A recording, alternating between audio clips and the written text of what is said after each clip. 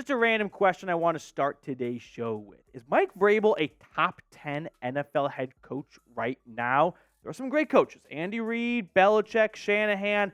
I think Vrabel, despite not having a ring or a ton of playoff wins behind him, is right there with a lot of those great coaches for the talent he's had and the wins he has churned out. So in my book, he's absolutely a top 10 head coach. Give me your thoughts in the comments section while the intro video rolls.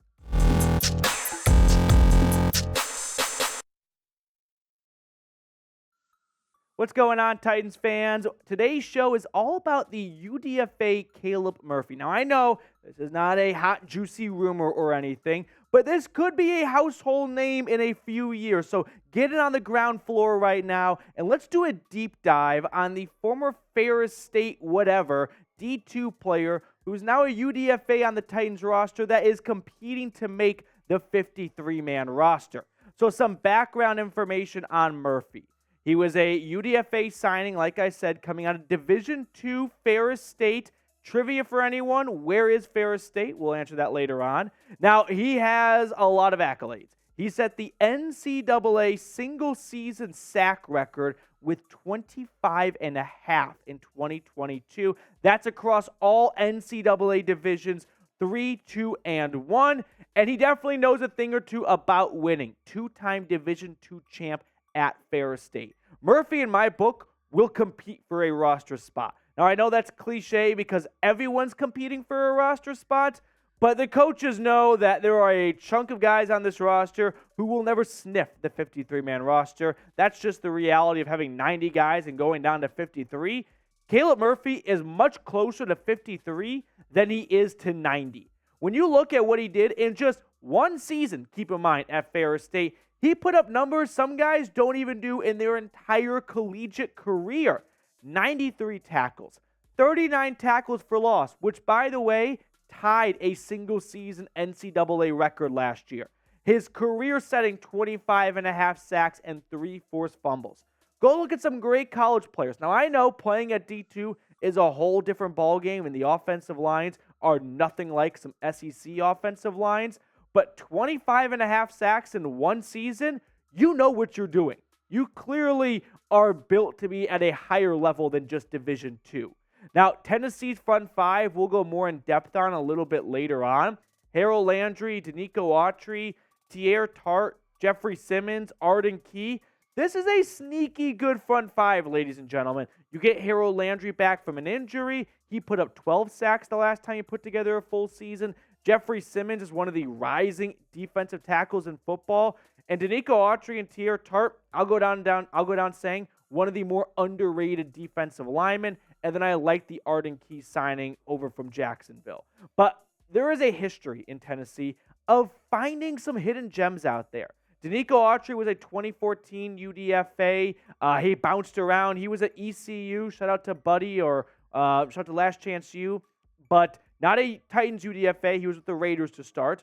But there are some Titans UDFAs who have had some notable roster appearances and have made some impacts, right? Julius Chestnut might not be a groundbreaking UDFA signing to make the 53-man roster, but it does go to show that every couple of years, Tennessee has a roster spot open for a UDFA.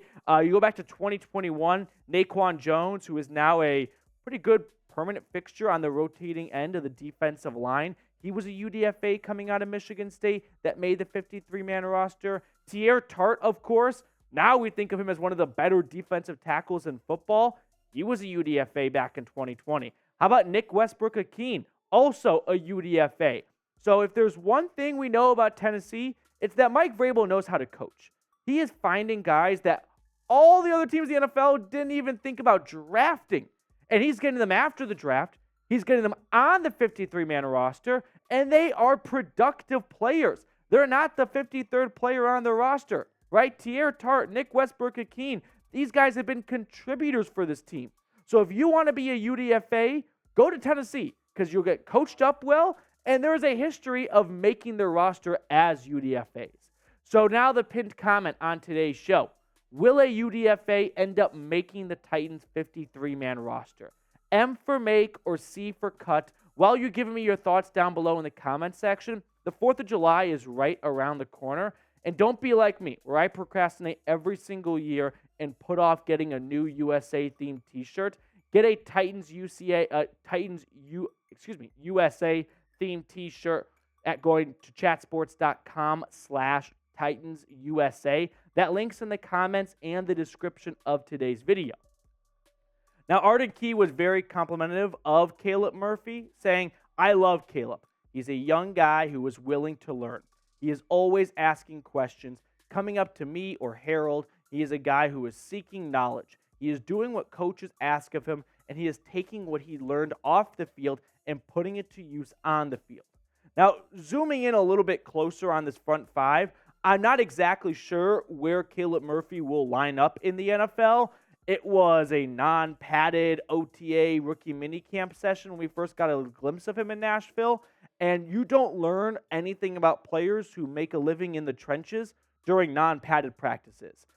Quarterbacks, wide receivers, you can get a better gauge for, but guys in the trenches, you don't come out of minicamp knowing if he's a guy or if he's a dude or not, because there's no contact being made right now. So for Murphy, we'll have to wait and see if the coaching staff thinks he's an outside linebacker, if they think he's a defensive end. We'll see where they line him up in a 3-4 front. Now, as for the roster projections, because that's what we're all thinking here, does he have a real shot of making the defensive line for the 53-man roster? Jeffery Simmons, Autry, Tart, Naquan Jones, Sam O, I think they're all going to make the roster. And I think Caleb Murphy is going to rival for that last roster spot with Peavy and some other guys who made some appearances last year coming up. Maybe Tennessee goes with 7 defensive tackles. They did that last year. But for now, these are my 6 defensive linemen making the roster. We got some more content to cover on today's show, but help us reach our next milestone here at the channel, 7,500 subscribers. We're 149 away, so if you have not subscribed, consider going ahead and doing so, helping us grow this channel, and in return, get free Titans content. So one of the coaching staff members, Ryan Crow, the linebacker coach, talked about Caleb Murphy and said this: "Like all rookies, the first thing he has to learn what to do and be able to do it at a high level and execute at a high level. I think for Caleb, special teams is important as well. Find a way to get on special teams and continue to earn more roles as we continue to develop." And this is true for Caleb and for many other UDFAs. You're likely not going to just crack the 53-man roster because they see you as a starting defensive end or one of the first guys off the bench. They look at you as, hey, can you contribute on special teams? And then we'll grow your role from there. So for Caleb Murphy watching or any other UDFAs, bubble roster guys, you have to be valuable in more than one way. And special teams is a great way to slip onto the roster at the very end because you are fundamentally sound. You can run down the field on kickoffs, on punts, on punt returns, make open field tackles, all that good stuff. Shed blocks, hold blocks, the just basics, the X's and O's, the ABCs of football, those are always on display every single time during special teams. So for Murphy, that's a great spot to at least get a foothold in this locker room and on this roster. And then from there, we can start to see what he did at Ferris State and get 25.5 sacks maybe for the Titans.